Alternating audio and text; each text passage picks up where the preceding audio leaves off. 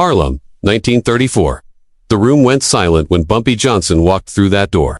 Not the good kind of silent, the kind where 15 white men in hoods stopped talking, stopped breathing, and reached for the guns under their robes. They were having a Klan meeting in the basement of an abandoned warehouse near the Harlem River on the edge of his territory in his neighborhood. The Grand Dragon stood up slowly. Boy, you just made the biggest mistake of your Bumpy didn't let him finish. What happened in the next 8 minutes would become legend. 15 men walked into that meeting. Only 3 walked out. And those 3 spent the rest of their lives wishing they hadn't. This is the story of the night Bumpy Johnson taught the KKK that Harlem wasn't just a neighborhood, it was a kingdom. And kings don't ask permission. To understand what happened that night, you need to understand what Harlem was facing in early 1934. The Depression had hit Black America harder than anyone. Unemployment in Harlem was pushing 50%. Families were getting evicted. Kids were going hungry. And into that desperation, the Ku Klux Klan saw opportunity. See, the Klan wasn't just a Southern problem. By the 1930s, they had chapters all over the North. New York, Chicago, Detroit, places where black folks had migrated looking for freedom, only to find the same hatred had followed them. In Harlem, the Klan strategy was different than down south. They couldn't openly march in white robes through black neighborhoods without getting torn apart. So, they operated in the shadows. Anonymous threats slipped under doors. Crosses burned. On rooftops, in the dead of night. Black businesses finding their windows smashed. Their inventory destroyed. No witnesses, no arrests. And the NYPD, they did nothing. Some of them were probably Klan members themselves. By February 1934, Harlem's community leaders were scared. Pastors were preaching about faith but sleeping with guns. Business owners were hiring armed guards. Parents were walking their children to school in groups. The Klan was winning through terror, and nobody seemed able to stop them. Nobody except one man. Ellsworth Bumpy Johnson was 28 years old in 1934. He'd been in Harlem for almost 10 years. Working his way up from street enforcer to becoming one of the most respected operators in the numbers racket. But Bumpy was different from other gangsters. He didn't just take from the community, he protected it. When white landlords tried to evict black families who couldn't pay rent, Bumpy paid it. When crooked cops shook down black businesses, Bumpy made sure those cops got transferred. When outside gangs tried to move into Harlem, Bumpy sent them back in ambulances. To the people of Harlem, Bumpy Johnson wasn't just a criminal. He was a protector, a man who'd grown up fighting, who'd done time in prison, who'd learned the hard way that respect isn't given, it's taken. And when the Klan started terrorizing Harlem, Bumpy Johnson took it personally. February 7, 1934, one day before the meeting, Bumpy was sitting in the back room of Small's Paradise, a jazz club on 135th Street, when one of his most valuable assets walked in. Marcus, a light-skinned man who could pass for white when he needed to, which made him perfect for the kind of intelligence work Bumpy needed done in a city divided by color. Marcus looked tense. "Mr. Johnson, I got something you need to know about." Bumpy gestured for him to sit. "Todd, I've been tailing that Klansman like you asked. The one who's been distributing threats in the neighborhood? Name's William Hawkins. Been following him for 3 days." Bumpy leaned forward, and tonight, he met with others. White men in expensive cars. I stayed back, watched them go into that abandoned warehouse near the Harlem River, the one on the edge by 145th Industrial Area. I counted 15 men going in. They're having some kind of meeting right now. Marcus pulled out a small notebook. I wrote down the license plates. Connecticut, New Jersey, Bronx. These aren't local boys. This is organized. Bumpy studied the notebook. 15 men, warehouse by the river. Far enough from busy streets that nobody would hear anything. Close enough to escape routes if they needed to run. Did you see what they brought in? Wooden cross, 6 feet tall, gasoline cans, and everyone was armed. This isn't just a meeting, Mr. Johnson. They're planning something big. Bumpy was quiet for a long moment, his mind working through the implications. The Klan wasn't just threatening. Anymore, they were preparing for action. Probably planning to hit multiple targets at once. Churches, businesses, maybe even homes. He looked up at Marcus. "You did good work. Real good." He pulled out his wallet, counted out $200, and handed it to Marcus. "But now, you forget everything you saw. You weren't there. You didn't follow anybody. Understand?" "Yes, sir, Mr. Johnson." Marcus took the money, understanding exactly what Bumpy was about to do, and disappeared into the night. After he left, Bumpy sat alone in that back room for 2 hours. His closest associates, men he'd fought beside for years, offered to come with him. Offered to bring guns, bring men, bring whatever he needed. Bumpy refused. This ain't about firepower. he said quietly. This is about sending a message, and that message needs to come from one man, me. His lieutenant, a man named Illinois Gordon, tried to argue. Bump, you're talking about walking into a room with 15 Klansmen. They're going to be armed. They're planning something big. You'll walk in there, they'll kill you before you can blink. Bumpy smiled. That cold smile that made people uncomfortable. They're not expecting me at all. And that's why I'm walking out, and they're not. February 8, 1934. 11:30 p.m. Bumpy Johnson walked through Harlem streets alone. He wore a gray wool suit, a black fedora, and a long coat that concealed what he was carrying underneath. The temperature had dropped to 28. His breath came out in clouds. The streets were mostly empty. Just a few late-night stragglers hurrying home, heads down against the cold. As he walked east toward the river, the neighborhood changed. The vibrant storefronts and brownstones of central Harlem gave way to darker, emptier streets, closed factories, abandoned warehouses. The industrial wasteland where Harlem met, the Harlem River. This was the forgotten edge of the neighborhood, where the city dumped things it wanted to forget, where men like the Klan could meet without being noticed. He reached the warehouse on the edge of Harlem at 11:35. It was a 3-story brick building that sat in the industrial zone near the Harlem River. That forgotten stretch where Harlem's vibrant streets gave way to abandoned factories and empty lots. The warehouse had once housed a textile factory before the Depression shut it down. Now it was just another shell in this no-man's land between Harlem and the river, far enough from busy streets that screams wouldn't carry, close enough to the 145th Street Bridge that white men could escape to the Bronx if things went wrong. Perfect location for cowards who wanted to plan terror without being seen. Bumpy circled the building once, noting the details. 2 cars parked in the alley behind it. Expensive cars, Buicks and Cadillacs. Not the kind of vehicles you'd see in Harlem normally. White men's cars, Connecticut and New Jersey plates, just like Marcus had said. One entrance in the front boarded up. One loading dock entrance in the back, door slightly ajar. That's where they'd gone in. Bumpy checked his watch. 11:40. He stood in the shadows for 5 minutes, listening. From inside, he could hear voices, muffled but distinct. Men talking, laughing, the sound of furniture being moved. They were setting up. At 11:45, Bumpy pulled his coat tighter, adjusted his fedora, and walked toward that loading dock door. He didn't knock. He simply pulled the door open and walked inside. The basement was lit by kerosene lamps hanging from the ceiling. 15 men in white robes and hoods stood around a wooden table, covered with maps of Harlem. In the corner, a wooden cross, 6 feet tall, waiting to be carried out and burned. They were in the middle of planning. The Grand Dragon, a man named Robert Garrison from Connecticut, was pointing at the map, assigning targets. Thompson, you take the church. Wait until their Wednesday service lets out. Then he stopped mid-sentence because Bumpy Johnson was standing in the doorway. The room went silent. 15 white hoods turned toward that door. 15 men who'd been laughing and planning and feeling invincible suddenly froze because they'd been so careful. They'd chosen an abandoned building in the industrial zone where nobody went at night. They'd posted no guards because who would think to look for them here? They'd kept their meeting secret from everyone except trusted members. Yet somehow, impossibly, a black man in a gray suit was standing in their doorway, looking at him like he owned the place. Robert Garrison was the first to recover. He was a businessman from Stamford, Connecticut, who ran Klan operations in New York and New Jersey. He'd organized dozens of these meetings, had burned dozens of crosses, had terrorized black communities from Baltimore to Boston. He'd never been challenged before. Garrison pulled back his hood, revealing a thin face with wire-rimmed glasses and a contemptuous smile. Boy, you just made the biggest mistake of your Bumpy. He held up one hand. The gesture was so calm, so authoritative that Garrison actually stopped talking. Before you finish that sentence, Bumpy said, his voice quiet and steady, I want you to understand something. You picked the wrong neighborhood. One of the Klansmen, younger, more impulsive, reached for the pistol on his hip. Bumpy didn't move, didn't flinch, just looked at the young man and said, You pull that gun, you better use it, because if you don't kill me with the first shot, you won't get a second. The young man's hand froze. Garrison tried to regain control. There's 15 of us. One of you. Even if you got a gun under that coat, you'd be dead before you could draw it.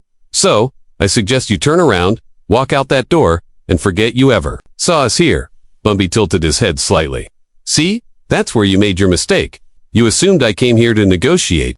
He took 3 steps into the room. Slow, deliberate. His hands still visible, still empty. You've been terrorizing my neighborhood for months, burning crosses, breaking windows, threatening families. You thought we were too scared to fight back? You thought because you're white, because you got hoods and guns, because you got the police protecting you, but you could do whatever you wanted. Another step, you were wrong. Garrison's confidence was starting to crack. Listen, boy. Stop calling me boy. Bumpy's voice didn't rise. It didn't need to. My name's Bumpy Johnson. And after tonight, every Klan member from here to Mississippi is going to know that name because you 15 are going to be a lesson. One of the Klansmen, a heavy-set man with a southern accent, stepped forward. We don't need to listen to this. Let's just kill this stupidity. He never finished the sentence. What happened next was brutal, efficient, and terrifying. Bumpy moved, not with the wild, desperate violence of a man fighting for his life, with the calculated precision of someone who'd been planning this moment for hours, who knew exactly what he was going to do before he walked through that door. The heavy-set Klansman reached for his gun, but Bumpy had already closed the distance. One punch to the throat, crushing the windpipe. The man went down, gasping, drowning on air. The young Klansman, who had reached for his gun earlier, finally drew it. But his hands were shaking, and the shot went wild. Punching a hole in the brick wall behind Bumpy, Bumpy grabbed a kerosene lamp from the table and threw it. The glass shattered. Against the young man's chest, the kerosene ignited from the flame. The man screamed, dropping his gun, trying to pat out the fire spreading across his robe. Now the room erupted into chaos. 15 men trying to draw guns, trying to rush Bumpy, trying to escape through the only door that Bumpy was now blocking. But here's what they didn't know. What nobody except Bumpy's closest associates knew. Bumpy Johnson had grown up fighting. Not street fights, real fights. Prison fights where you fought to survive, where second place meant dead. He learned from the best, from old-timers in singing who taught him that fighting wasn't about strength. It was about leverage, timing, brutality, applied to vulnerable spots. Throat, eyes, knees, groin. Bumpy didn't waste energy on body shots or fancy moves. He went for places that destroyed a man's ability to fight back. Robert Garrison tried to rally his men. Spread out. Surround him. He's just one. Bumpy grabbed the wooden cross from the corner. 6 feet of solid oak. He swung it like a baseball bat. The cross connected with Garrison's head. The sound was like a watermelon splitting. Garrison went down and didn't get back up. 3 Klansmen rushed Bumpy at once. He used the cross as a spear, driving the pointed end into the first man's stomach. Used the leverage to swing the cross around, catching the second man across the face. The third man got close enough to grab Bumpy's coat. Bumpy dropped the cross, pulled a straight razor from his pocket, and opened the man's face from eye to jaw. The man screamed and stumbled back, blood pouring through his fingers. The kerosene fire from the lamp was spreading now. The abandoned building's dry wood was catching fast. Smoke was filling the basement. The remaining Klansmen were coughing, stumbling, trying to see through the smoke in the chaos. Bumpy moved through that smoke like he could see through it. Like he'd memorized the room's layout before the fire started, because he had. One by one, the Klansmen went down. Some from Bumpy's fists, some from friendly fire, as panicked men shot at shadows, some from the smoke and fire. The whole thing took 8 minutes. 8 minutes from the time Bumpy walked in until the time the last Klansman capable of moving crawled toward the door. When the smoke cleared enough to see, 3 men were still alive. Not unharmed. All 3 had injuries. Broken bones, burns, cuts, but alive. 12 bodies lay on that basement floor, some dead from violence, some from smoke inhalation, some from the fire that was now consuming the building. Bumpy stood near the door, breathing hard, his suit torn, blood on his hands and face, not all of it his own. He looked at the 3 survivors. 2 were crawling toward the exit. 1 was just lying there, whimpering, unable to move. Bumpy walked over to them, knelt down next to the closest one, a man whose hood had fallen off, revealing a face that couldn't have been more than 25 years old. "What's your name?" Bumpy asked quietly. The man was crying. "Patrick. Patrick Murphy. You from around here?" "Patrick, Bronx. You got family?" Patrick nodded, still crying. Bumpy grabbed him by the collar, pulled him close. "Then you go home too. Them tonight, and you tell every Klan member you know what happened here. You tell them Bumpy Johnson walked into a meeting of 15 men and walked out alone. You tell them what happens when you terrorize Harlem." He released Patrick, who scrambled toward the exit. Bumpy turned to the other 2 survivors. "Same goes for you. Get out. Spread the word. The Klan's not welcome in Harlem. Not now. Not ever." The 3 men crawled, stumbled, and dragged themselves up the stairs and out of that burning building. Bumpy followed them slowly, looking back one last time at the 12 bodies lying in that basement. At the burning cross that had been meant to terrorize Harlem's families. At the maps and the plans that would never be executed, he walked out into the cold February night, leaving the building to burn behind him. The flames reflected off the dark waters of the Harlem River as Bumpy disappeared into the industrial shadows, heading back toward the heart of his kingdom. By morning, the warehouse was a smoking ruin. Firefighters found 12 bodies in the basement. The NYPD sent detectives. They questioned the 3 survivors in the hospital. Patrick Murphy and the other 2 gave vague, conflicting stories. "We don't know who attacked us. It was too dark. Everything happened so fast." But the detectives found the remnants. White robes, Ku Klux Klan literature, maps of Harlem with black churches and businesses marked, the wooden cross half burned.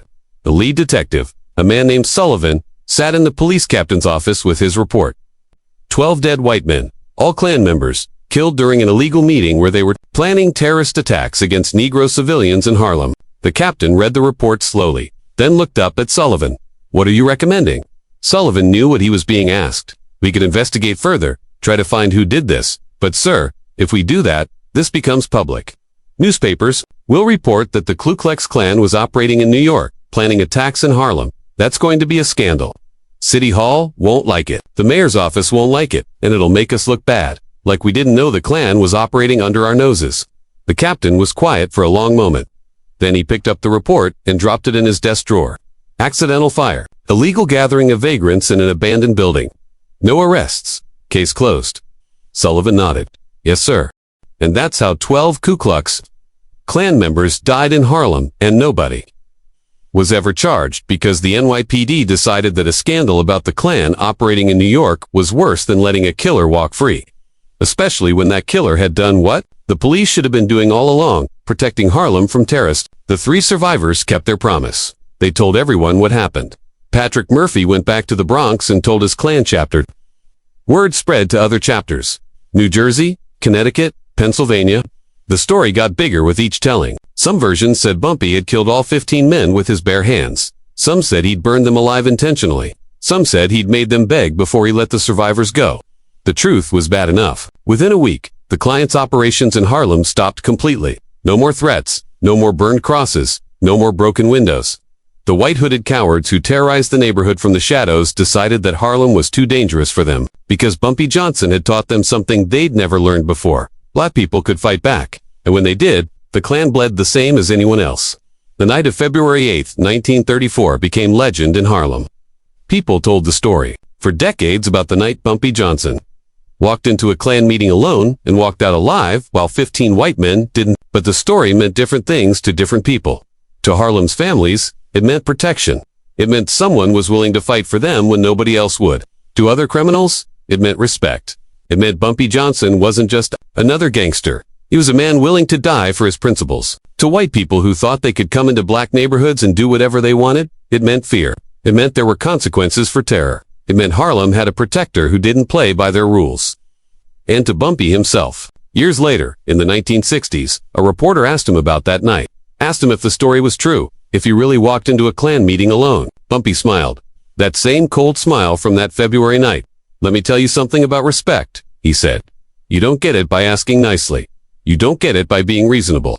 You get it by making it clear that disrespecting you costs more than people are willing to pay." So yes, I walked into that meeting, and yes, most of them didn't walk out because they came to Harlem to spread fear, and I taught them what real fear looks like. The reporter asked if he had any regrets. Bumpy's expression didn't change. Only, 1, I wish I could have sent a clearer message, but 3 survivors were enough to spread the word. The Klan learned that Harlem wasn't afraid of them. They should have been afraid of Harlem. February 8, 1934. 15 men walked into a basement wearing white hoods, carrying guns, planning to terrorize innocent families. One man walked in after them. No hood, no army behind him, just his fists, his rage, and his absolute refusal to let his community be terrorized. 8 minutes later, 12 men were dead. 3 crawled out to spread the warning. And Bumpy Johnson walked out into the cold night, past the abandoned factories and empty lots, back toward the heart of Harlem, whereas people were sleeping safely because of what he'd just done. That's not just a gangster story. That's a story about what happens when people decide they won't be victims anymore. When they decide that fear is a choice and they choose something else. The Klan thought Harlem was weak, thought black people would just accept their terror and bow their heads. They learned different that night and they never came back. If this story got you, hit that like button right now. Subscribe if you want more Bumpy Johnson stories that history tried to bury. These are the moments that made Harlem legendary. Drop a comment. What would you have done in Bumpy's position? Walk in alone or bring back up? And turn on notifications because we're dropping these legendary Bumpy Johnson stories every week.